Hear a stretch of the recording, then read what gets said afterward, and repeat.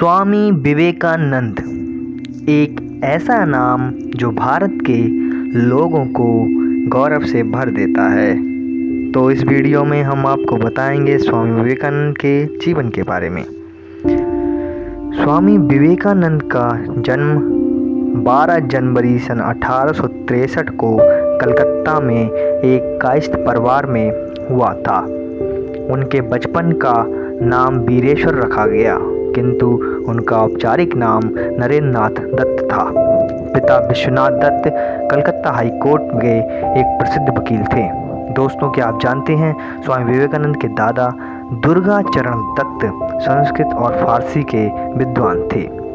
स्वामी अपने परिवार को 25 साल की उम्र में छोड़कर चली गई, एक साधु बन गए। उनकी माता भुवनेश्वरी देवी धार्मिक विचारों की महिला थीं। उनका अधिकांश समय भगवान शिव की पूजा अर्चना में व्यतीत होता था।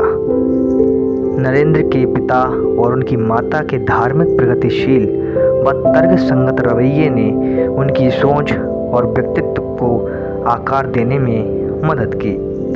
बचपन से ही नरेंद्र अत्यंत कुशाग्र बुद्धि के तो थे ही, नटखट भी थे।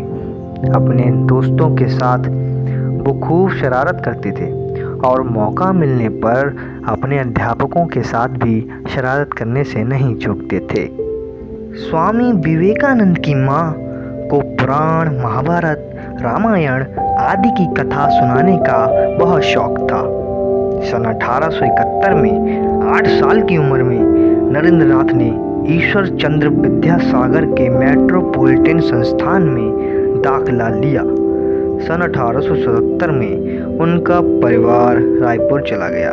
सन 1879 में कलकत्ता में अपने परिवार की वापसी के बाद वह एकमात्र छात्र थे जिन्होंने प्रेसिडेंसी कॉलेज में प्रथम डिवीजन अंक प्राप्त किए थे। स्वामी दर्शन, धर्म, इतिहास, सामाजिक विज्ञान, कला और साहित्य सहित अन्य विषयों के एक उत्साही पाठक थे। इनकी वेद, उपनिषद, भगवद गीता, रामायण, महाभारत और पुराणों के अतिरिक्त अनेक हिंदू शास्त्रों में गहन रुचि थी।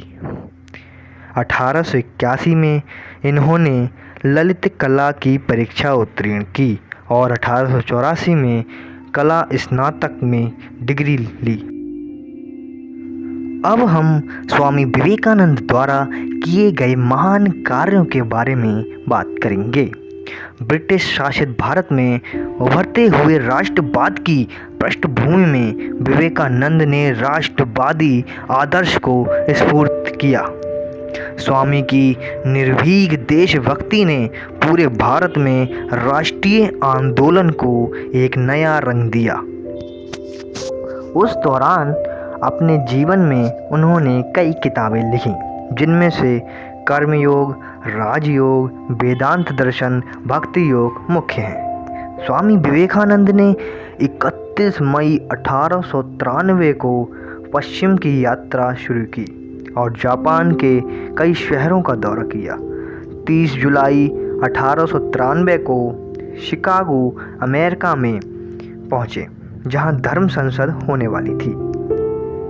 11 सितंबर 1893 को इसका आयोजन हुआ, जिसमें दुनिया के सभी धर्मों के लोगों ने अपनी उपस्थिति दर्ज कराई, जिसमें स्वामी विवेकानंद ने भी भारत और हिंदू धर्म का प्रतिनिधित्व करते हुए एक संक्षिप्त भाषण दिया, जिसमें उन्होंने माँ सरस्वती को नमन करते हुए कहा, मेरे अमेरिकी भाइयों और बहनों।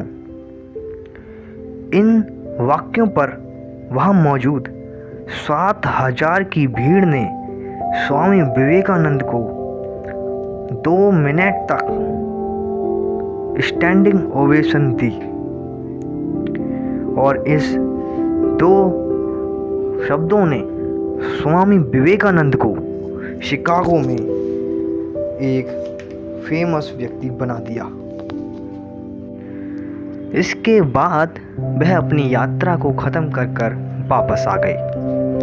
स्वामी विवेकानंद ने उसके बाद बहुत से महान कार्य किए। फिर एक दिन 4 जुलाई 1902 को स्वामी विवेकानंद का ध्यान लगाते समय ही उनकी मृत्यु हो गई।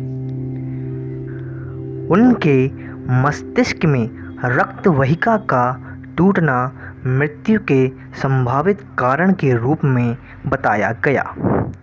बेलूर में गंगा के तट पर चंदन की चिता पर उनका अंतिम संस्कार किया गया, जहां 16 साल पहले रामकृष्ण परमहंस का अंतिम संस्कार किया गया था।